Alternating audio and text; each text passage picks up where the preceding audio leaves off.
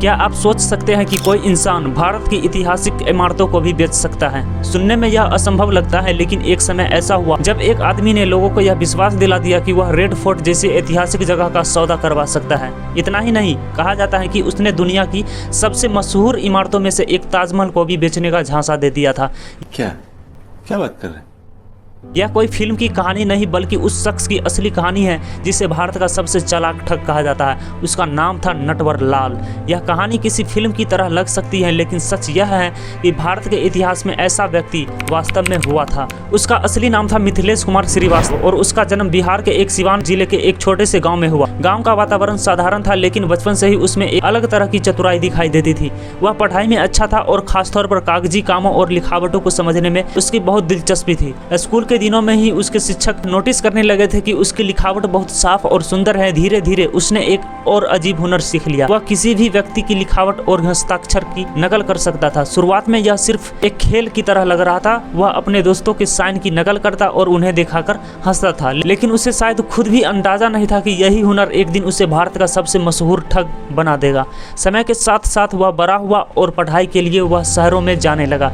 वहीं उसने यह समझना शुरू किया कि इस दुनिया में विश्वास सबसे बड़ी चीज होती है। अगर कोई व्यक्ति भरोसा जीत ले तो सामने वाला बिना ज्यादा सवाल किए उसकी बात मान लेता है। यही समझ आगे चलकर उसकी सबसे खतरनाक ताकत बन गई। कहा जाता है कि उसकी सबसे पहली चाल एक व्यापारी के साथ चली। उसने नकली पहचान बनाकर उस व्यापारी से मुलाकात की और खुद को एक ऐसे व्यक्ति के रूप में पेश किया जो सरकारी दफ्तरों से जुड़ा हुआ है। उसकी बातचीत का तरीका इतना भरोसामंद था कि व्यापारी को जरा भी शक नहीं हुआ।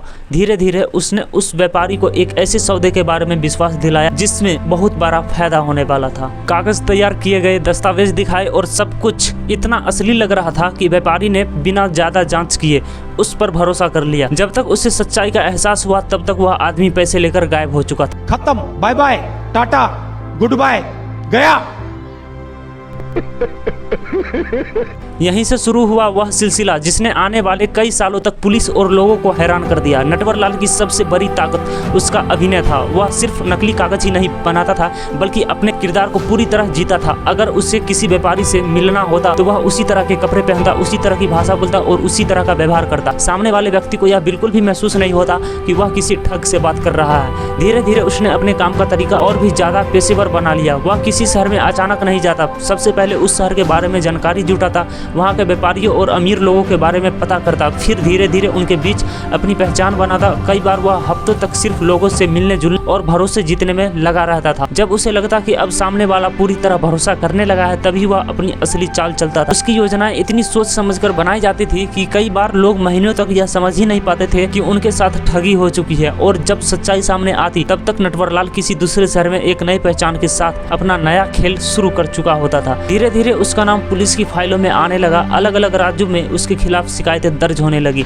लेकिन सबसे हैरान करने वाली बात यह थी कि हर शिकायत में उसका तरीका अलग होता था। कभी वह व्यापारी बनकर सामने आता, कभी दलाल बनकर और कभी किसी बड़े अधिकारी का सहायक बनकर। इस वजह से पुलिस को भी यह समझने में समय लगा कि यह सब काम एक ही व्यक्ति कर रहा है। जब अधिकारियों ने अलग अलग मामलों की जांच को जोड़कर देखा, तब उन्हें समझ आया कि इन सब के पीछे एक ही आदमी का दिमाग काम कर रहा है, नटवर लाल।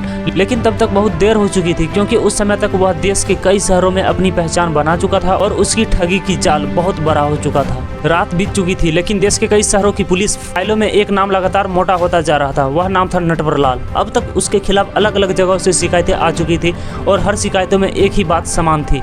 जिस व्यक्ति ने लोगों को ठगा था वह इतना भरोसेमंद लगता था कि कोई भी उस पर शक नहीं करता था। समय के साथ उसकी योजनाएं और भी बड़ी होने लगी। अब वह छोटे सौदे से संतुष्ट नहीं था। उसने समझ लिया था कि अगर किसी बहुत बड़ी चीज का नाम लिया जाए तो सामने वाला व्यक्ति यह सोचकर ही प्रभावित हो जाएगा कि वह एक असाधारण डील का हिस्सा बनने जा रहा है। इसी सोच के साथ एक दिन उसने ऐसी योजना बनाई जिसने बाद में पूरे देश को हैरान कर दिया। कहते हैं कि उसने कुछ अमीर व्यापारियों से संपर्क किया और उन्हें यह विश्वास दिलाया कि सरकार कुछ ऐतिहासिक इमारतों के रखरखाव और प्रबंधन के लिए निजी लोगों को जिम्मेदारी देने वाली है। उसने इतनी आत्मविश्वास से यह बात कही कि सामने वाले लोगों को लगा कि वह सच में किसी बड़े सरकारी विभाग से जुड़ा हुआ व्यक्ति है। धीरे धीरे उसने बातचीत को उस स्तर तक पहुंचा दिया जहां उसने भारत की सबसे मशहूर इमारत का नाम लिया, ताजमहल। उसने लोगों को बताया कि अगर वे इस सौदे में शामिल होते हैं तो उन्हें उस इमारत के रखरखाव और उससे जुड़ी सुविधाओं का अधिकार मिल सकता है। उसने नकली दस्तावेज तैयार किए, मुहर लगाई और ऐसे माहौल बनाया कि यह सब बिल्कुल असली लगता था। कहते थे कि उसकी बातचीत इतनी प्रभावशाली थी कि कुछ लोगों ने सच में यह मान लिया कि वे इतिहास की सबसे बड़ी डील का हिस्सा बनने वाले हैं। इसी विश्वास के कारण उन्होंने पैसे भी दिए, लेकिन जब तक सच्चाई सामने आती तब तक नटवरलाल अपना काम पूरा करके वहां से निकल चुका था।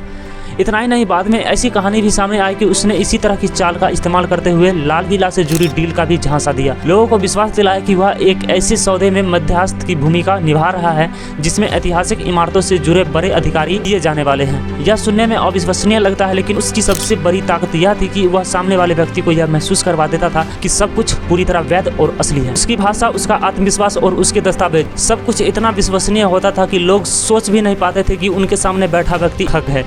धीरे धीरे उसकी ऐसी घटनाएं पूरे देश में चर्चा का विषय बनने लगी, अखबारों में उसके किस्से छपने लगे। लोग यह सुनकर हैरान होते कि एक व्यक्ति इतनी बड़ी बड़ी चालें कैसे चल सकता है। लेकिन जितनी तेजी से उसकी कहानियां फैल रही थी, उतनी ही तेजी से पुलिस भी सक्रिय हो रही थी। अलग अलग राज्यों की पुलिस उसके पीछे लग चुकी थी। कई जगह पर उसके खिलाफ मुकदमे दर्ज हुए और उसकी तलाश तेज कर दी गई। आखिरकार एक समय ऐसा भी आया जब वह पुलिस उसे पकड़ने में सफल हो गई। उसे अदालत में पेश किया गया और उसके खिलाफ कई मामलों की सुनवाई शुरू हुई। उस समय लोगों को लगा कि अब उसकी कहानी यहीं खत्म हो जाएगी, लेकिन नटवरलाल की जिंदगी हमेशा सामान्य रास्ते पर नहीं चली। जेल में रहने के दौरान भी वह उतना ही शांत और आत्मविश्वासी दिखाई देता था जितना बाहर रहता था। कहा जाता है कि वह जेल में भी लोगों से आसानी से बातचीत कर लेता था और अपनी चतुराई से सबको प्रभावित कर देता था। समय बीतता गया, लेकिन उसके बारे में रहस्य खत्म ही नहीं हुआ। उसके जीवन से जुड़ी घटनाएं इतनी अजीब थी कि कई बार सच और कहानी के बीच की सीमा धुंधली हो जाती थी। कुछ लोग कहते थे कि वह केवल एक ठग था, जबकि कुछ लोग मानते थे कि उसका दिमाग असाधारण रूप से तेज था। लेकिन सबसे बड़ा सवाल अब भी वही था कि इतनी बड़ी बड़ी घटनाओं के बाद आखिरकार उसकी जिंदगी का अंत कैसे हुआ, क्योंकि समय के साथ उसके बारे में कई तरह की खबरें सामने आई। कहा गया कि वह बहुत बूढ़ा हो चुका है, कहीं कहा गया कि वह देश छोड़कर चला गया, लेकिन उसकी जिंदगी के आखिरी वर्षों के बारे में कोई भी पूरी तरह सुनिश्चित जानकारी नहीं दे पाया। यही वजह है कि आज भी भारत के इतिहास में सबसे रहस्यमय ठग की बात होती है तो सबसे पहले उसी का नाम लिया जाता है, नटवरलाल। एक ऐसे आदमी जिसने अपने दिमाग और अभिनय से लोगों को इस हद तक विश्वास दिलाया कि वे असंभव चीजों पर भी विश्वास करने लगे, और शायद यही उसकी सबसे बड़ी ताकत थी, लोगों के विश्वास को अपने पक्ष में इस्तेमाल करना। अगर आपको यह कहानी अच्छी लगे, इस वीडियो को 1 लाइक जरूर कीजिएगा और मिलते हैं ऐसे ही रियल टॉपिक, रियल मुद्दे, रियल कहानी के बारे में। तब तक के लिए ओके बाय।